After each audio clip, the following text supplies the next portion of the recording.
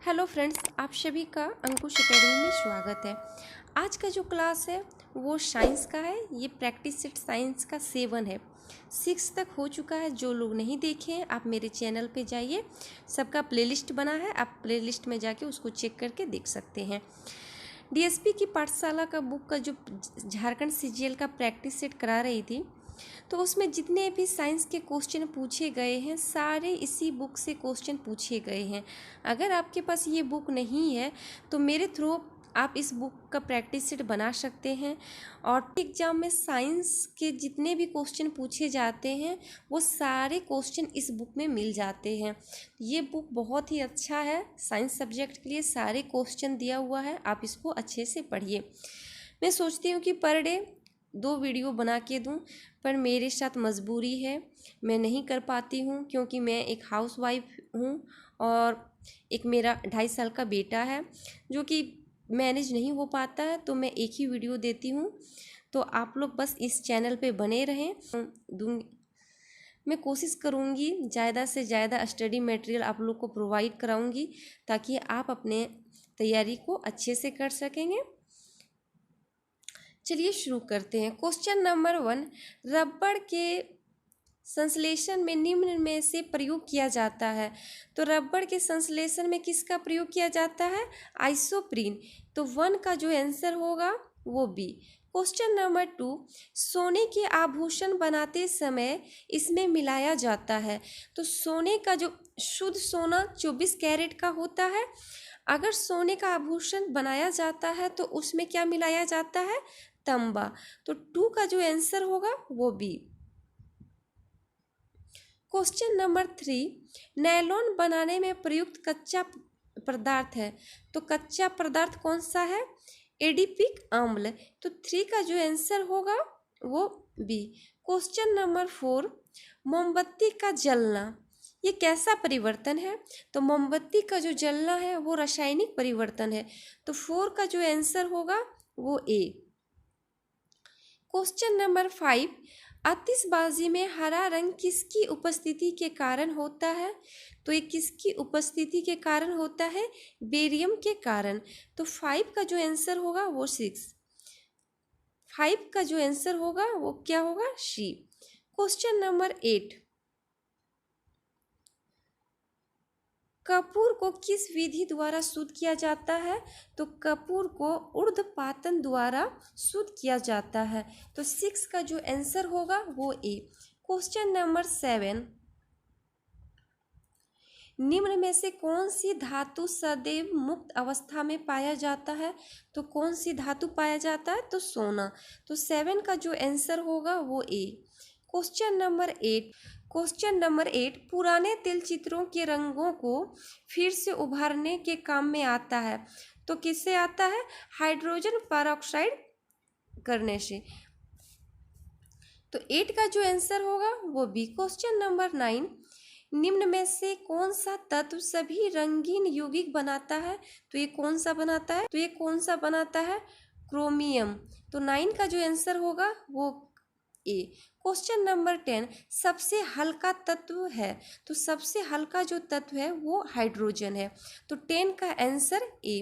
Question number 11, सोना किस अम्ल में घुल जाता है? तो सोना किस अम्ल में घुल जाता है? तो अम्ल राज में। तो 11 का जो आंसर होगा वो सी। क्वेश्चन नंबर 12, दिया सलाई में प्रयुक्त होता है। तो दिया सलाई में क्या प्रयुक्त होता है? लाल फास्फोरस। तो 12 का जो आंसर होगा वो ए। क्वेश्चन नंबर 13, युद्ध में प्रयोग की जाने वाली गैस ल्यूसाइड बनाई जाती है, वो किससे बनाई जाती है? तो एसिटिलीन से। तो 13 का जो आंसर होगा वो सी।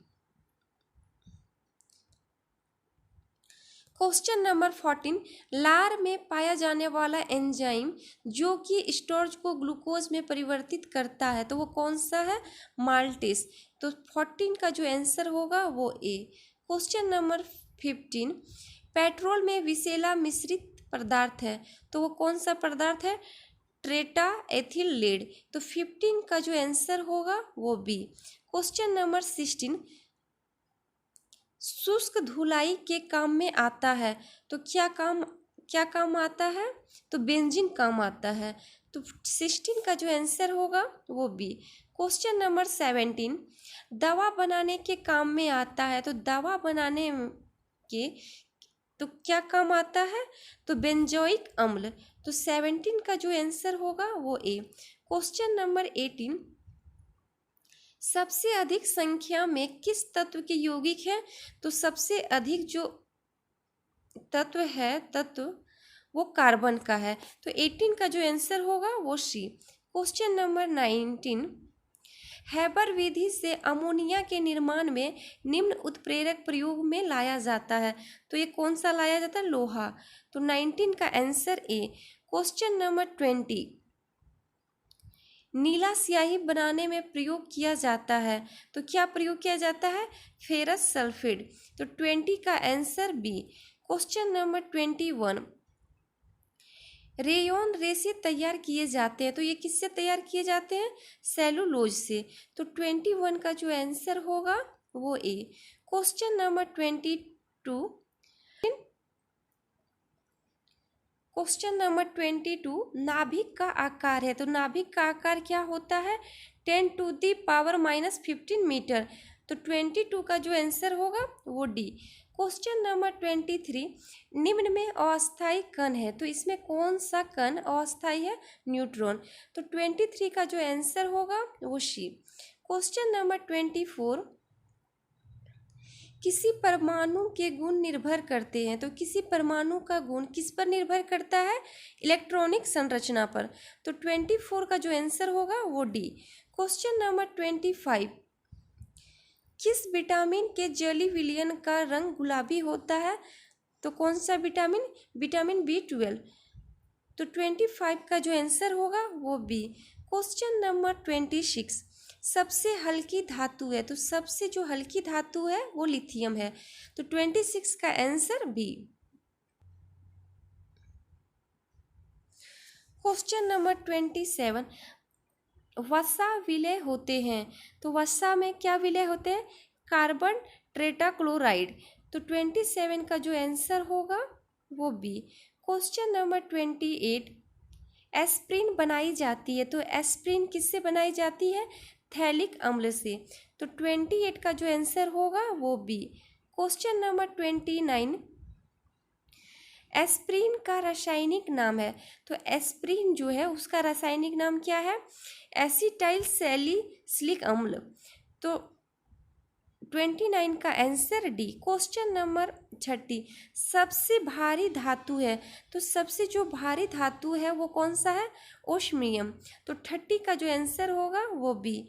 क्वेश्चन नंबर 31, स्ट्रेप्टोमाइसिन के खोज करता है। तो इसके खोजकर्ता कौन है? बॉक्समैन। तो 31 का जो आंसर होगा वो सी। क्वेश्चन नंबर 32, जल का शुद्धिकरण किया जाता है। तो जल का शुद्धिकरण कैसे किया जाता है? तो क्लोरीन द्वारा।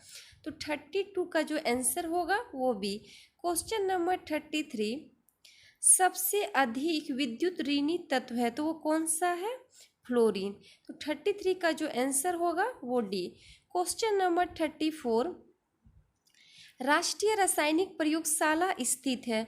तो ये राष्ट्रीय रासायनिक प्रयोगशाला कहाँ स्थित है? पूना में। तो 34 का जो आंसर होगा वो सी।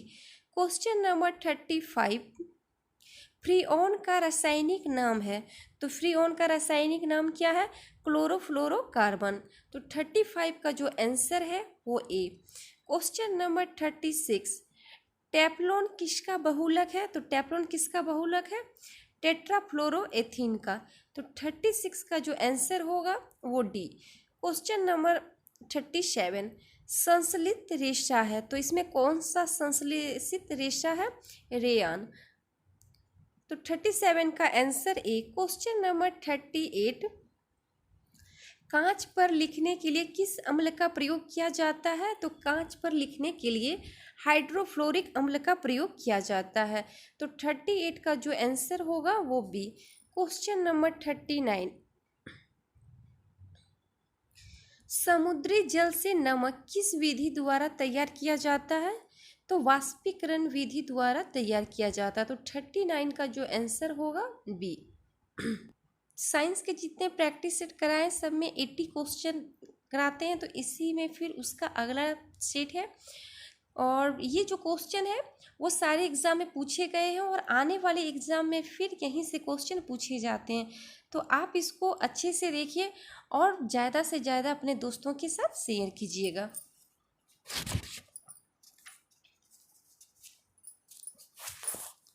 क्वेश्चन नंबर 1, निम्न में से कौन सबसे अस्थायी तत्व है? तो सबसे अस्थायी तत्व कौन सा है? ऑप्शन के अनुसार क्या होगा? सीसा। तो 1 का जो आंसर है वो बी। क्वेश्चन नंबर 2, अक्रिय गैसों की खोज किसने की थी? तो अक्रिय गैसों की खोज रैमजे ने की थी। तो 2 का जो आंसर होगा वो डी। क्वेश्चन नंबर 3, खाना को पकाते समय सर्वाधिक मात्रा में नष्ट होते हैं। तो सर्वाधिक मात्रा में क्या नष्ट होता है? विटामिन। तो 3 का जो आंसर होगा वो बी। क्वेश्चन नंबर 4, पीले फास्फोरस को रखा जाता है। तो पीले जो फास्फोरस होता है उसको जल में रखा जाता है। तो 4 का आंसर बी। क्वेश्चन नंबर 5, कौन सी गैस चांदी की सतह को काला कर देती है? तो कौन सी गैस? ओजोन। तो 5 का जो आंसर होगा वो ए। क्वेश्चन नंबर 6, यूरिया में नाइट्रोजन होती है। तो यूरिया में नाइट्रोजन कितने प्रतिशत होती है? 46%।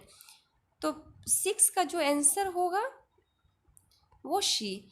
क्वेश्चन नंबर 7, मूंगफली के तेल के हाइड्रोजनीकरण में प्रयुक्त उत्प्रेरक है। तो कौन सा है? निकेल। तो 7 का जो आंसर होगा वो ए। क्वेश्चन नंबर 8, आतिशबाजी में लाल रंग किस मूल के कारण होता है? तो किसके कारण होता है? अस्ट्राशियम। तो 8 का जो आंसर होगा वो बी। क्वेश्चन नंबर 9, अम्लों व क्षारों की अभिक्रिया के फलस्वरूप बने पदार्थ को कहते हैं। तो क्या कहते हैं? लवण। तो 9 का जो आंसर है बी। क्वेश्चन नंबर 10, उदासीनीकरण क्रिया है। तो उदासीनीकरण क्रिया में क्या होता है? लवण एवं जल बनता है। तो 10 का जो आंसर होगा वो सी। क्वेश्चन नंबर 11, सबसे शुद्धतम जल है। तो सबसे शुद्धतम जल कौन सा है? वर्षा का जो जल है वो सबसे शुद्ध माना जाता है। तो 11 का आंसर बी। क्वेश्चन नंबर 12, शुद्ध जल होता है। तो शुद्ध जल कैसा होता है? तो उदासीन होता है। तो 12 का जो आंसर होगा वो सी। क्वेश्चन नंबर 13, मलेरिया परजीवी को नष्ट करने में प्रयुक्त औषधि है। तो कौन सा है? क्लोरोक्विन। ये क्वेश्चन कल ही सेट में पूछा गया था। तो 13 का जो आंसर होगा वो ए। क्वेश्चन नंबर 14, किसमें कार्बन की प्रतिशत मात्रा सबसे अधिक होती है? तो किसमें होती है? ढलवा लोहा। तो 14 का जो आंसर होगा वो बी। क्वेश्चन नंबर 15, आदर्श गैस की आंतरिक ऊर्जा निर्भर करती है। तो ये किस पे निर्भर करती है? ताप पर। तो 15 का जो आंसर है वो सी। क्वेश्चन नंबर 16, कुकिंग गैस मिश्रण होता है। ये भी सेट में क्वेश्चन आया था। तो क्या है? ब्यूटेन एवं प्रोपेन का। तो 16 का जो आंसर होगा वो डी। क्वेश्चन नंबर 17, सबसे कठोर पदार्थ है। तो सबसे कठोर पदार्थ कौन सा है? हीरा। 17 का जो आंसर होगा वो ए। क्वेश्चन नंबर 18, ऑक्सीजन के समस्थानिकों की संख्या है। तो कितना संख्या है? 2। तो 18 का जो आंसर होगा वो ए। क्वेश्चन नंबर 19, धातु के तार में विद्युत धारा का प्रवाह किसके कारण होता है? तो ये इलेक्ट्रॉन के कारण होता है। तो 19 का जो आंसर होगा वो ए। क्वेश्चन नंबर 20, जल शीशा वाटर ग्लास का रासायनिक सूत्र है। तो वाटर ग्लास का रासायनिक सूत्र क्या है? Na2SiO3। तो 20 का जो आंसर होगा वो ए। क्वेश्चन नंबर 21, ड्यूटेरियम के नाभिक में होते हैं। तो इसके नाभिक में एक न्यूट्रॉन तथा एक प्रोटॉन होते हैं। तो 21 का जो आंसर होगा वो डी। क्वेश्चन नंबर 22, यूरेनियम के समस्थानिक में होते हैं, तो यूरेनियम के समस्थानिक में कितने संख्या होते हैं? 238। तो 22 का जो आंसर होगा वो बी। क्वेश्चन नंबर 23, हाइड्रोजन के समस्थानिक होते हैं, तो कितने होते हैं? 3। तो 23 का जो आंसर होगा वो डी। क्वेश्चन नंबर 24, अनिश्चितता के सिद्धांत का प्रतिपादन किसने किया था? तो इसका प्रतिपादन हाइजेनबर्ग ने किए थे। तो 24 का जो आंसर होगा वो बी। क्वेश्चन नंबर 25, स्थिर ताप पर गैस का आयतन कम करने से उसका दाब, तो उसका दाब क्या होता है? बढ़ जाता है। तो 25 का जो आंसर होगा वो सी। क्वेश्चन नंबर 26, परमाणु भट्ठी में कौन सा ईंधन प्रयुक्त होता है? तो परमाणु भट्ठी में कौन सा ईंधन प्रयुक्त होता है? यूरेनियम। तो 26 का answer C. Question number 27, Bhopal gas दुर्घटना में किस गैस का रिसाव हुआ था? तो मेथाइल आइसोसाइनेट का। तो 27 का जो आंसर होगा वो सी। क्वेश्चन नंबर 28, सिंदूर का रासायनिक नाम है, तो सिंदूर का रासायनिक नाम क्या है? Mercuric sulphide. तो 28 का जो आंसर होगा वो B. Question number 29, radio carbon dating से किसका निर्धारण होता है? तो जीवाश्म की आयु का। तो 29 का जो आंसर है वो बी। क्वेश्चन नंबर 30, सूर्य के किरणों का कौन सा भाग सोलर कुकर को गर्म करता है? तो कौन सा भाग? इंफ्रारेड किरणें। तो 30 का जो आंसर होगा वो ए। क्वेश्चन नंबर 31, ताप के केल्विन स्केल में जल का क्वथनांक है, तो कितना है? 373 केल्विन। तो 31 का आंसर सी। क्वेश्चन नंबर 32, निम्न में से क्वेश्चन नंबर 32, निम्न में कौन सबसे कठोरतम धातु है? तो सबसे कठोरतम धातु कौन सा है? प्लेटिनम। तो 32 का आंसर सी। क्वेश्चन नंबर 33, निम्न हैलोजनों में सबसे अधिक अभिक्रियाशील है, तो कौन सा है? फ्लोरीन। तो 33 का जो आंसर है वो ए। क्वेश्चन नंबर 34, बक्साइड का रासायनिक नाम क्या है? तो बक्साइड का रासायनिक नाम क्या है? Hydrated aluminium oxide. तो 34 का जो आंसर होगा वो डी। क्वेश्चन नंबर 35, मोनोजाइट किसका अयस्क है? तो मोनोजाइट थोरियम का अयस्क है। तो 35 का आंसर बी। क्वेश्चन नंबर 36, कौन सी अधातु कमरे के तापमान पर द्रव अवस्था में पाई जाती है? ये क्वेश्चन बहुत बार एग्जाम में पूछा गया। तो कौन सी धातु पाई जाती है? ब्रोमीन। तो 36 का जो आंसर होगा वो ए। क्वेश्चन नंबर 37, रेडियम प्राप्त किया जाता है, तो किससे किया जाता है? पिच ब्लेंड से। तो 37 का जो आंसर होगा वो सी। क्वेश्चन नंबर 38, निम्न में किसका प्रयोग दर्पण को चमक देने के लिए होता है? तो किसका प्रयोग किया जाता है? Silver nitrate.